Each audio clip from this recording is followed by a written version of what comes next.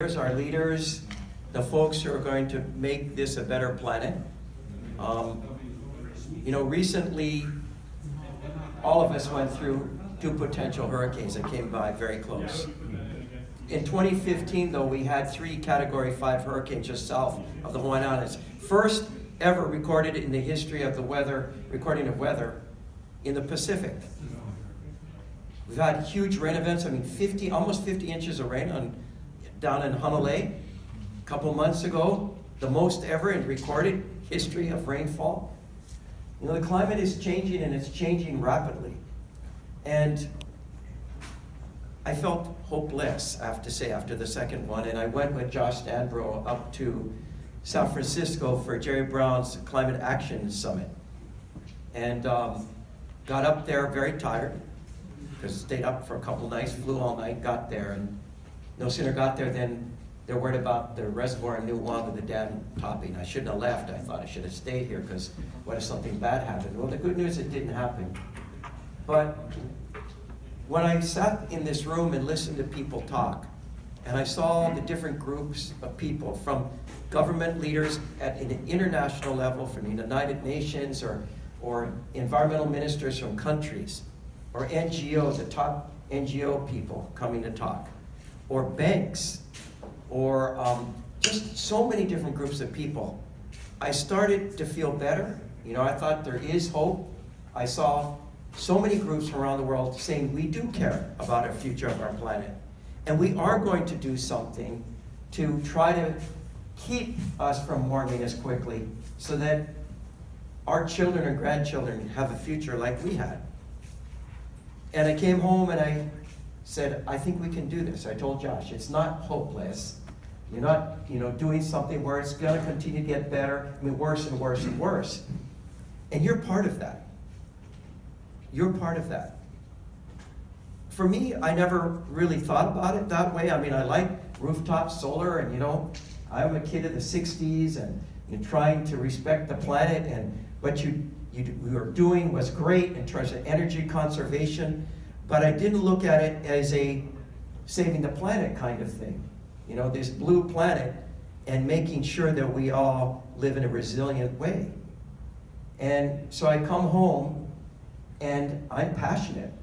And Josh Danbro, who is our CEO for our Climate Change Office and our Chief Resiliency Officer, has been working closely with the top scientists in the state of Hawaii to make recommendations about what we do with climate change as sea level rise, but all the other things, from the rain, to the heat, to the wind, to the bugs. Isn't it amazing, the kind of things? Chinese banyas, I don't know if you noticed, they're dying all around town. It's a new type of bug that came into town. They are going to go the way of the wili wili tree, which is now pretty much extinct in most parts of our island. We have the rhinoceros beetle that's eating our coconut trees and spreading. And in certain parts of the South Pacific, there are no coconut trees left. And it has to do with the warming of our environment. More of our birds are dying, our endangered birds, because as it heats up, the mosquitoes with bird malaria are flying higher and infecting these birds. So what do we do? And I want to work more closely with you to get more solar on more roofs of all types, whether it be residential. I just learned today, what a problem we're creating for you guys on townhomes, which I had not a clue about until I showed up here. I'm going to see what I'm seeing. Colleague over there. How's it? You're wearing shorts. Okay, he's wearing the shorts. I tell you, I can go to the fanciest dinner. Wherever's in a black tux, he comes in looking like that, photo clothes. No shame, doesn't care. And then hang with him, it's a lot of fun. So, what can we do to incentivize and have you do what you need to do quicker, less expensively, so more folks can do solar on the roofs? And then part of it, as we're talking to Josh, is how do we use our government assets, all of our lands, our buildings, in ways to put more solar? And do other things too. Lights going off at night when you walk out of a building, going on when you walk in, and everything else in between. Air conditioning that's maybe not so cold, or you're opening up windows for trays to blow through, but all of those things. But in your industry, what can we do to get more solar everywhere. And so I just wanted to come down here today to tell you we have much to learn. We're horrible in permitting.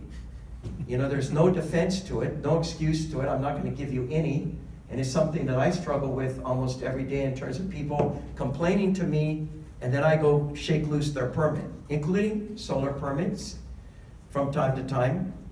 And so I'd much rather figure out a way where that doesn't happen.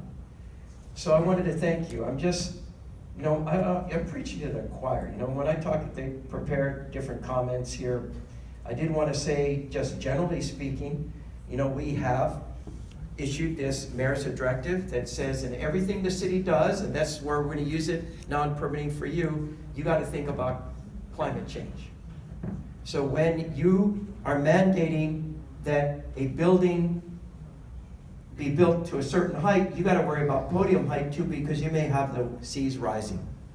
And so plan now for that sea to rise, so your building is higher and will raise the road in the urban core. Hard to retreat, right? I don't think we're retreating from here.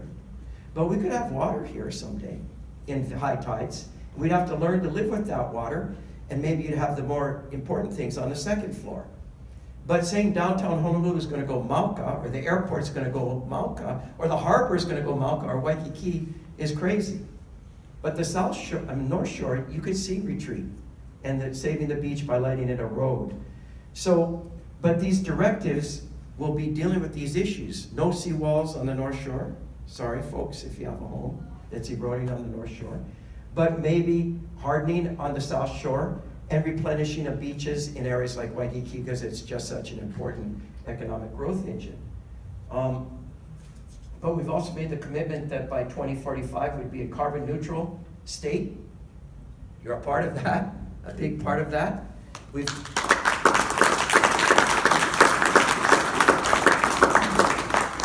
committed by 2035 that all our public fleets on this island, and every island, every mayor stepped up to, will no longer be using fossil fuels, and we're starting that process. We ordered our first, 10 electric buses from Proterra, and we're pushing to get them more quickly. Josh is figuring out some ways by going through Georgia or something through their procurement, one guy said. But anyway, procurement is a big pain in the ass. But how do we get more buses? Of course, running on electricity, and you're into generating electricity from the sun. And by 2045, all vehicles in the state of Hawaii, each of the mayors and the governor committed, will be not based on fossil fuel. Now, these are goals long into the future. I do think if we do things in the right way and expedite it, we can hit those targets sooner. And we should hit those targets sooner. Not only from the point of view of climate change, but keeping more dollars here and not shipping them offshore. The other thing is that we committed, when I was at the climate change conference, we signed on to the Powering Past Coal Alliance, meaning that we're not going to accept coal on this island anymore. We do have one coal facility, and we want to bring that to an end. No more coal.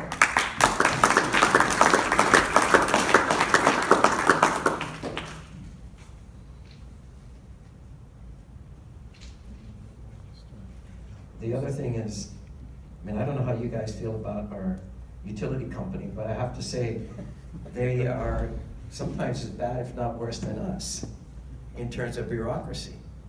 And some of the guys I know really well, and for decades we've talked about how they're going to become a green energy company, but in so many ways they seem to hold on to this past while they talk a certain way. The walk is more similar to the old way. And there was a wheeling issue, and we intervened back in 2011, and we're intervening again. And I like that. And I think that, our ability to put pressure on the electric company is a good thing. We're one of their major customers. We're also a provider of energy through our H-Power Covanta facility. And hopefully someday with more solar on our roofs. And the other thing is, I do think there's opportunity through our rail project, and I know it's highly controversial, but we're running a 20-mile system that's hollow in the middle. You know, you can walk through it, except for you tall guys may have to bend a bit, but it's shaped like a V. And could he put 138 kV through there? Yes. Could he pull it to 20 miles right through a dense urban core and provide an alternative grid to HECO? And perhaps someday generate electricity that we own, the city owns, whether it be solar out on the west side or wind, but another source of energy that could be used for our system or just be used. And that way put leverage on our utility to be more cooperative in areas that we'd like to see them more cooperative, like on our electric buses. I mean, we have to charge these buses in our bus barn, but we don't have the infrastructure, and they're not so cooperative in helping us provide that infrastructure, yet we're gonna pay them a shitload of money for the energy they sell to us. So it doesn't feel like a partnership where it should be a partnership. So I'm just saying, I hope it changes, and I believe it will. The last thing, you know, for the first time since 1967, we're gonna host the US Conference of Mayors. You know, it's an organization of about 1,500 mayors from big cities to small cities. I think the size of the city has to be 50,000 or more. And it came out here twice. The first time was in 1963, and President Kennedy spoke in June. And he gave a speech that's somewhat famous. If you ever watch documentaries on Kennedy, they usually will show it, in which he says that he hopes someday that America will look like Hawaii. And he's talking about the diversity. And to think that, you know, he gave that speech in June and November, he was assassinated. He came back in '67 and never again. But we sent a president from here who doesn't look like the rest of America, a Hapa, African and Caucasian guy, who speaks with our voice, and is that dream that Kennedy talked about. So we're hosting it more than 50 years later. And in the day before the actual conference begins, Josh Stanbro is working on a mayor's climate summit. Now this has happened the past couple of US Conference of Mayors. And it's a pretty amazing thing. You get the mayors of the largest cities because they can afford to focus on climate change more than smaller cities. They have a Josh Stanbro. And so you're going to get the mayors from major cities and some of the smaller progressive cities. But you also get thought leaders on a national and international level, the ones I've seen. And we're going to be holding it on the 27th of June up at the East-West Center. And we're hoping that you guys can be participants, and perhaps we can show off some of what you do, because we do, as cities go, we lead most other cities in terms of solar rooftop penetration and some of the innovative things we're doing. And we want to show that off. We want to show that, yes, we are in the middle of the Pacific, and everyone thinks we're just about surf and the sun, and nothing serious happens out here. And yet serious things do happen out here. And in some ways, we're the perfect lab for the rest of the world because we're enclosed and we can measure our successes or our failures. And so I'm proud to be hosting it, and I'm hoping in the coming months we'll be reaching out to some of you to figure out how we can show our mayors while they're here, taking them to different places to say, this is how we do it out in Hawaii, and brag a little bit, but also learn what other people are doing too. I'm going to shut up, but I remember the one in Boston, they were talking about how in Brooklyn, they have these microgrids for solar, and they work with what is the electric company called there? It sounded so progressive. Con Ed is working with them, cooperating in sharing of electricity in an area where it's blue collar, and they're benefiting. Now, I'd love to see that happen here, working with you and our version of Con Ed, and say, let's cooperate together to share the savings. So we'll learn more when they're out here. So I wanted to thank you so much for allowing me to come. It's cool to see so many different systems here. And you know, I mean, for me, I go to a lot of things, and they're more my age, maybe his age. We've got white hair, but you're younger than me. But there's young folks in this room, and I'm glad to see. Average age is probably lower than the age that the next event I'm going to. And you're our future. And I'm glad you're stepping